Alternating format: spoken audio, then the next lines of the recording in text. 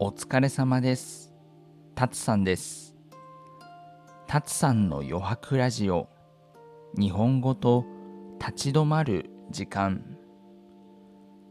この番組は日本語や日本の文化をレンズのように使います。そして速さや効率ばかりが大事になりやすい毎日の中で、もう一度知りたいという気持ちを思い出すための場所です。前回は余白がないと見える世界が狭くなるという話をしました。今回は日本語の言葉の中にある曖昧さについて話します。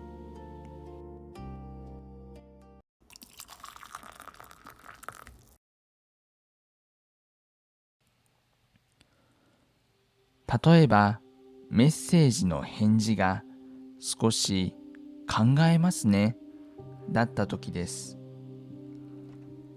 スマホの白い画面を見ながら、これは断られたのか、まだ可能性があるのかと何度も読み返してしまうことがあります。今日は日本語のこのようなはっきり言い切らない言い方が弱さではなく、その場を守る余白になることがあるという話をします。日本語にははっきり言う前に少し空気を残す話し方があります。相手の気持ちやその場の関係も一緒に置いておくような話し方です。もし今日誰かの曖昧な返事に少し引っかかったら、すぐに相手を判断しなくて大丈夫です。まずその時、自分の胸がどう硬くなるかだけ見てみてください。曖昧な言葉にもやもやするときは、相手のことだけではなく、自分がどのくらいはっきりした答えを欲しがっているかも見えやすいです。私も前はこの感じが少し苦手でした。イエスならイエス、ノーならノーで言ってくれた方が親切ではないかと思っていました。特に急いでいるときや早く決めたいときは、はっきりしない返事に苛立ちや不安が出やすいです。でも少し落ち着いて考えると、相手は逃げているのではなく、関係を壊さない言い方を探していたのかもしれないと見え方が変わることがあります。ここで少しだけ別のレンズから見てみましょう。日本語の会話はよくその場の文脈に強くつながっていると言われます。言葉を全部言わなくても、表情や間やその場の空気で意味を足しながら会話が進むこともあります。だからはっきりノーと言わない場面も生まれます。もちろん、仕事や約束の場面では、はっきりさせることが大切です。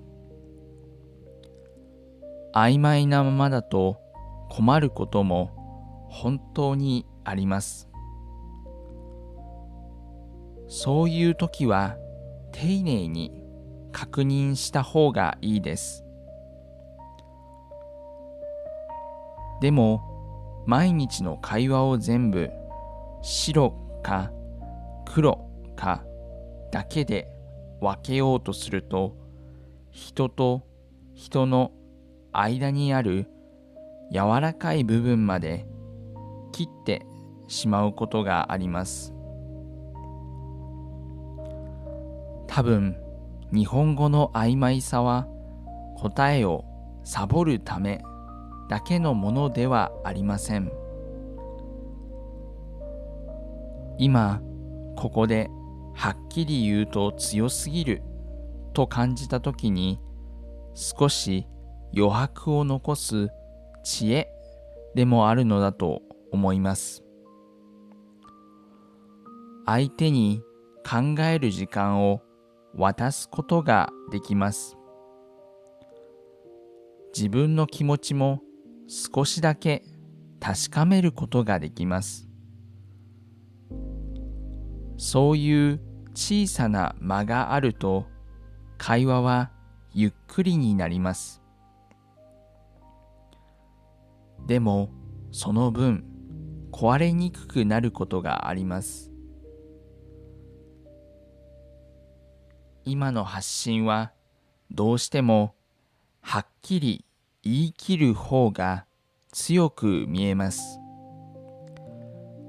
これが正解です。と言い切った方が、短い時間ではわかりやすいです。でも、わかりやすさと本当に自分で納得することは少し違います。すぐに答えを出さない言葉には、聞いた後も自分の中に残る場所があります。私はその場所がとても大切だと思っています。だから曖昧な言葉に出会ったとき、すぐに正しいか間違っているかを決めなくてもいいのかもしれません。まず、その言葉が何を避けていて、何を守ろうとしているのかを静かに見てみます。相手の顔色だけを見るのではありません。その場に流れている空気の温度を見るような感じです。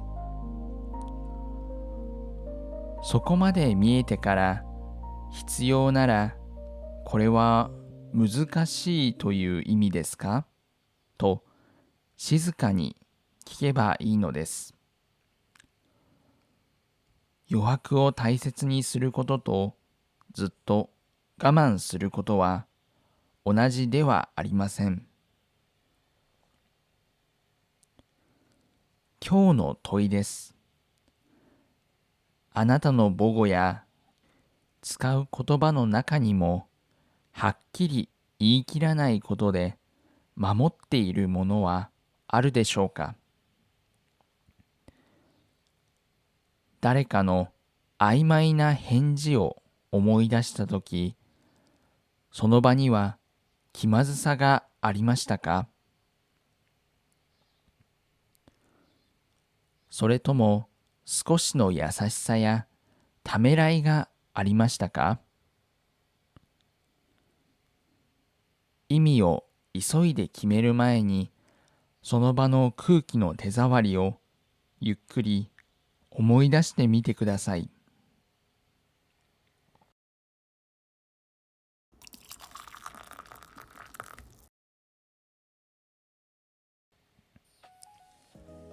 最後にお知らせです。余白スタディトゥールキットでは、スクリプトや音声、専用プレイヤーを使って自分のペースで復習できます。気になった表現や自然な言い方を繰り返し聞いて学ぶことができます。そして今日の問いについて感じたことや自分の考えがあれば、ぜひお便りフォームから送ってください。送ってもらった声はこの番組やライブ授業の中で紹介することがあります。皆さんの言葉がこれからの対話を深くする大切なきっかけになります。ここまで聞いてくれてありがとうございます。次回はこのラジオがなぜすぐに結論を決めない話し方を選ぶのか、そのことをもう少し言葉にしてみようと思います。また次回の余白ラジオで会いましょう。